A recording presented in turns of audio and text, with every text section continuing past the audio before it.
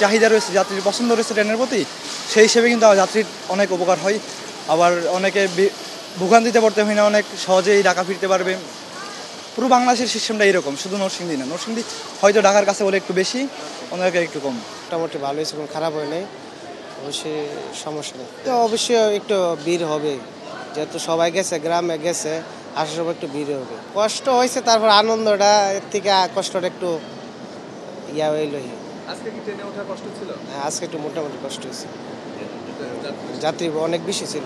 ওরছে একটু কষ্ট করে হয়েছে, তারপর আসতে তো হবে। অবশ্যই খারাপ লাগে। এবার ঈদ কেমন গিয়েছে? হ্যাঁ, আলহামদুলিল্লাহ ভালোই গেছে, ওভারঅল ভালো গেছে।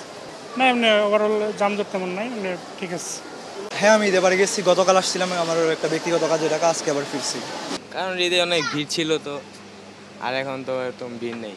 এখন যেই তো মন চায় না, ঢাকায় ঈদ করি। ঢাকায় করেন? কয়দিনের জন্য যাচ্ছেন? এই 1 সপ্তাহ 10 দিন। ছুটি এখন? স্কুল ছুটি না। ঈদে বাড়ি যাওয়া হয় না? না, এখন যাচ্ছেন মানে? এখন যাইতেছি, জাম আসছিল এই কারণে। ঈদে কি কাজ ছিল?